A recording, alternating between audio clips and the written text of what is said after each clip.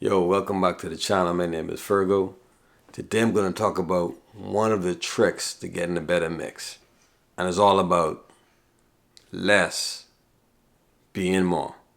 Let me jump in the computer and show you exactly what I'm talking about. Don't go anywhere. So here's a Logic session that I have that a friend of mine gave me to mix. When I opened it up, I was like, okay. And then I scrolled all the way down. I kept scrolling. And it was like, okay, why is there like 64 tracks on the session when there's only two verses and a 2-track beat?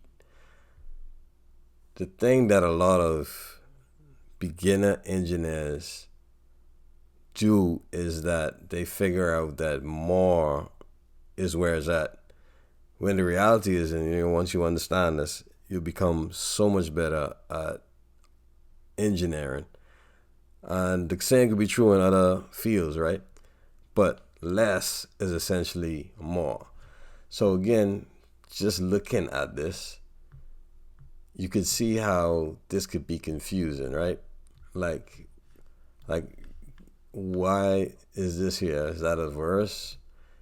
Where's the hook? It's like it's not even organized, right?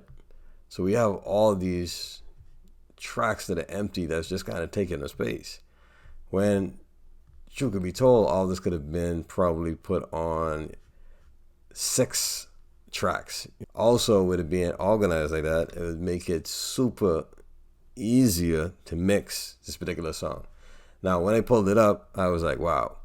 Pulled up this view and I was super confused because it's showing that there's buses here. So it's showing bus 1, bus 1, 2, busing going down here. And it literally just made me like super confused, like, because there's so many, right? It's like so many.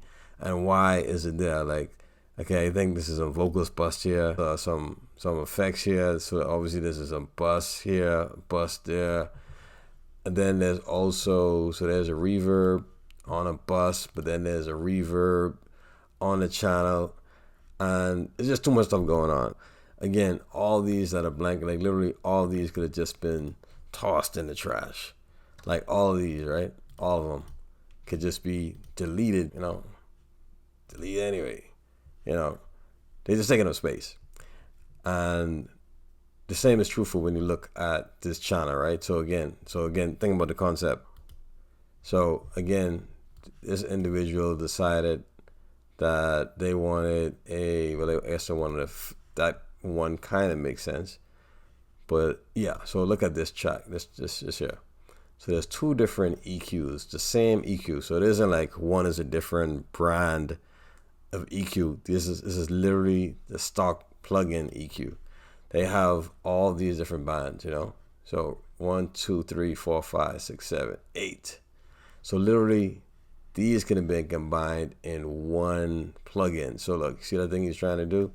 Like you literally could do all that in one plugin. So like, doing what I'm doing here is not perfect, but it's pretty much it's somewhat replicating, what was done over here.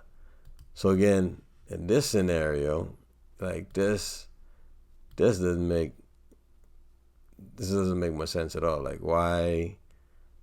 You can't hear nothing down here. So why are you even cutting this out like that? That doesn't really make that much sense. But anyway, but you kind of get the point. Like the reality is that why have 2 EQs that are identical when you could just have one EQ plugin and dial in what you want, because you have these different you have the different bands that you could hit, So again, doesn't make much sense. I see a lot of people do that. I've seen a lot of tracks. I don't think this session doesn't have it. Let me see if I could catch one on this one. But I've seen a few people that sent me mixes to work on where they would have like 2 different reverbs. So similar to what I just showed you with the EQ, they would have 2 different reverbs going on. And again, it's like they're not even doing necessarily that much. Sometimes, like, again, good example, this is on 0. So again, like, why is this even on here? There's a compressor, and then there's a overdrive. The overdrive, in a sense, I mean, it boosts the vocal a little bit, and it can give it a little distortion depending on how far you crank it up. But if you look on this isn't really doing anything, you know. So again, there's a situation where this probably could be turned off, and if you wanted to boost the volume again, you could just go here and make up audio there, or you do the output gain right there.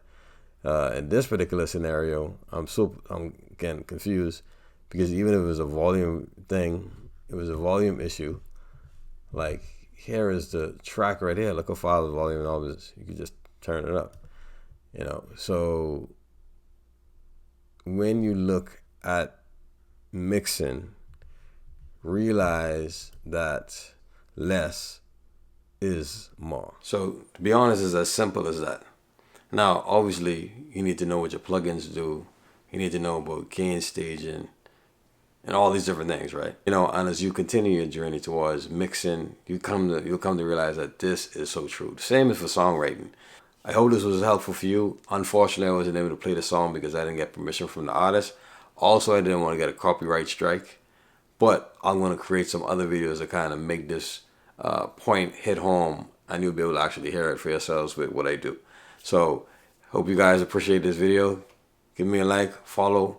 Any thing you'd like me to cover, make sure to drop it in the comments. And I'll see you guys in the next one.